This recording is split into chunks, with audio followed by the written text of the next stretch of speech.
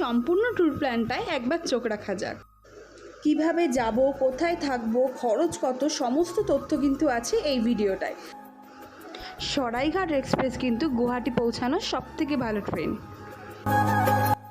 গুয়াহাটি স্টেশনে নেমে কিন্তু হেঁটেই আমরা পৌঁছে যেতে পারবো পল্টন বাজারে। আর পল্টন বাজারে থাকাটাই কিন্তু আমার মনে হয়েছে গুয়াহাটিতে শ্রেয়, কারণ পল্টন বাজারে তোমরা কিন্তু হোটেলের অপশন অনেক বেশি পাবে। আর এখানে কিন্তু হোটেলের চেকিং টাইম 11টা, মানে সকাল 11টায়। এখানে হোটেল কিন্তু 600-700 এরকম প্রাইস থেকেই স্টার্টিং। তবে হ্যাঁ, যখন তোমরা আসবে যদি সেটা পিক টাইম হয় তাহলে কিন্তু হোটেলটা আগে থেকেই বুক করে নিও।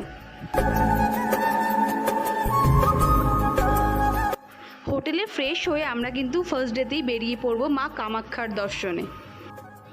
পল্টন বাজার থেকে কিন্তু তোমরা বাস, অটো, পার্সোনাল যদি কেউ গাড়ি করতে চাও সব কিছুই কিন্তু তোমরা খুব ইজিলি পেয়ে যাবে। আর এখানে কিন্তু বাস বা অটো বা ক্যাব তোমাদেরকে কামাখ্যা মন্দিরের মেন গেটের সামনেই নামাবে। সেখানের থেকে আলাদা গাড়ি করে তোমাদের কিন্তু কামাখ্যা মন্দির অবধি উঠতে হবে। শেয়ার গাড়ি করলে পার পার্সন কিন্তু 30 টাকা করে নেবে। চলে এসেছি মা কামাখ্যা মন্দিরের একদম কাছে। এখান থেকে কিন্তু বাকিটা পথ হেঁটেই যেতে হবে। রাস্তার দুপাশ জুড়ে কিন্তু মায়ের প্রসাদের দোকান ভর্তি। এখান থেকে কিন্তু তোমরা মাকে পুজো দেওয়ার জন্য প্রসাদ নিয়ে নিতে পারো। এবার চলো দেখাই তোমাদের সেদিন ঠিক কতটা লাইন পড়েছিল মাকে দর্শনের জন্য। মা কামাখ্যা সতীপীঠের সবথেকে জাগ্রত পীঠ নামে পরিচিত, যেখানে হাজার হাজার মানুষ সারা দিন ধরে অপেক্ষা করে আছে মাকে একবার দর্শনের জন্য। সত্যি বলতে মায়ের মন্দিরের দিকে তাকিয়ে আমার নিজের গায়েই যেন কাঁটা দিচ্ছিল। এই যে এই লাইনটা, এটা হচ্ছে মায়ের মন্দিরের সামনে থেকে দর্শনের জন্য, যেখানে কিন্তু তোমরা চাইলে পুজোটা দিয়ে নিতে পারো। তবে এখানে কিন্তু তোমরা শিলা দর্শন পাবে না।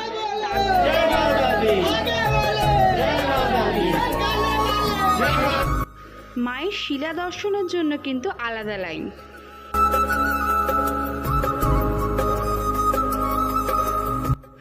এভাবেই স্টেপ বাই স্টেপ তোমরা এগিয়ে যাবে মায়ের দর্শনের জন্য।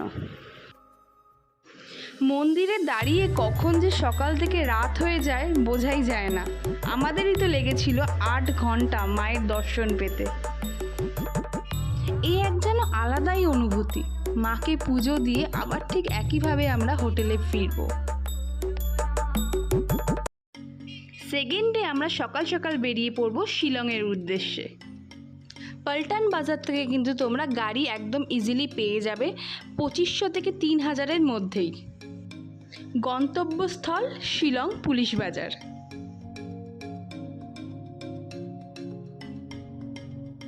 সকাল সকাল শিলং পৌঁছে প্রথম দিনই কিন্তু মেঘালয়ের উদ্দেশ্যে বেরিয়ে পড়ো। রাস্তায় যেতে যেতে দারুণ দারুণ ভিউ কিন্তু তোমাদের চোখে পড়বে। এখনের গন্তব্যস্থল কিন্তু ডাউকি, যা কিনা সবথেকে স্বচ্ছ নদী হিসাবে পরিচিত। তবে স্বচ্ছ নদী এখন কিন্তু আর সেভাবে স্বচ্ছ নেই। আমি যখন গেছিলাম ডাউকির টেম্পারেচার ছিল 45 to 48, মানে বুঝতে পারছো একদম মাথা ঘুরে যাওয়ার মতো গরম। তবে ভিউ দেখে সব কষ্ট যেন লাঘব হয়ে যাচ্ছিল। ডাউকিতে ছোট্ট ছোট্ট বোট আছে, যেটাতে কিনা তোমরা 2 জন কি খুব বেশি হলে 3 জন ট্রাভেল করতে পারবে। মানে ওরা কিন্তু 1 ঘন্টা ঘোরাবে পুরোটা, আর ভাড়া হচ্ছে এখানে 1000 টাকা, মানে পার বোট 1000 টাকা। মাঝে একবার তোমাদেরকে এখানে নামাবে ফটো তোলার জন্য। সেখানে কিন্তু প্রায় গরমের চোটে সবাই স্নান করতেই লেগে গেছিল।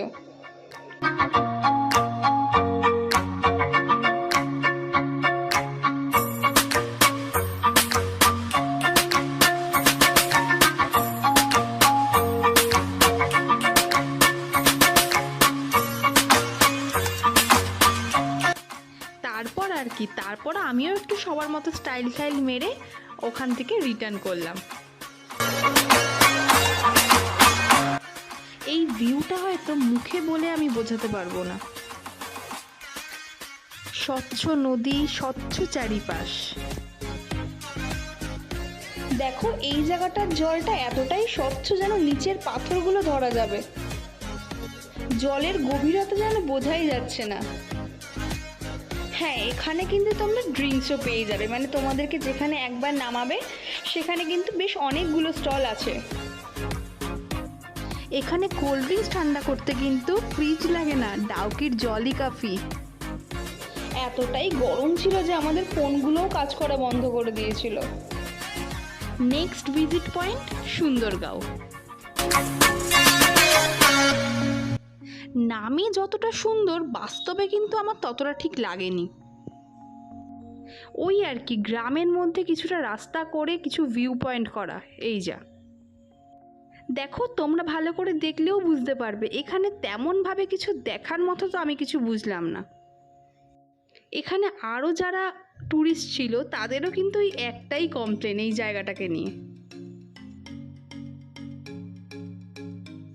তবে হ্যাঁ, এটা কিন্তু এশিয়ার ক্লিনেস্ট ভিলেজ।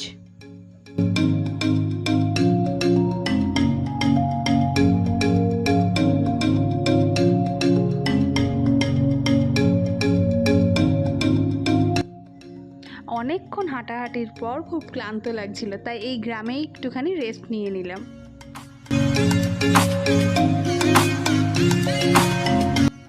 তোমরা মেঘালয়ে গেলে এই জায়গাটাকে অ্যাভয়েড করলেই পারো, বেকার টাইম নষ্ট।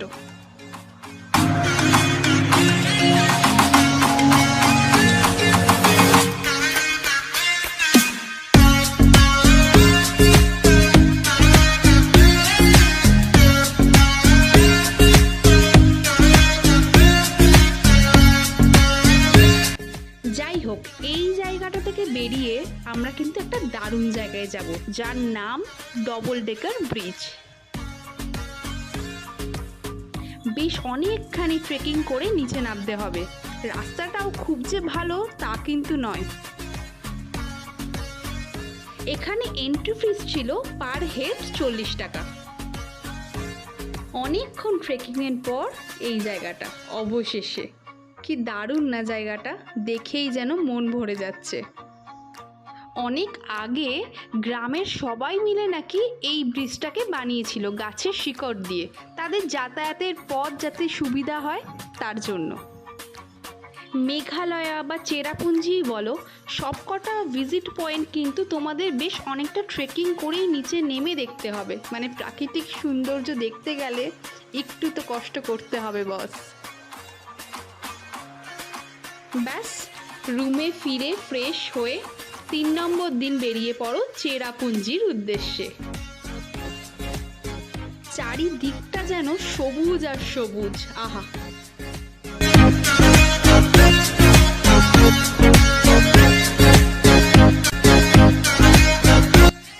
ড্রাইভার বলল এখানে নাকি একটা ওয়াটারফল আছে। আমরা তো ভাবলাম হবে হয়তো আশেপাশেই, চলো দেখা যাক। কিন্তু এই ওয়াটারফল নামতে গিয়ে মনে হলো যেন আকাশ থেকে আমি পাতালে নামছি।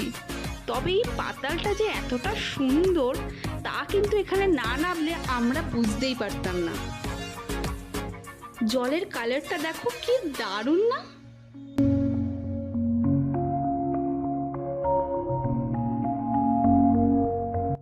আমার মাও কিন্তু এতটা ট্রেকিং করে এখানে নিচে নেমেছে, মানে সত্যি মনের জোর থাকলে আর কিছুই দরকার পড়ে না। চলো এবার নেক্সট ভিজিট পয়েন্টে যাওয়া যাক।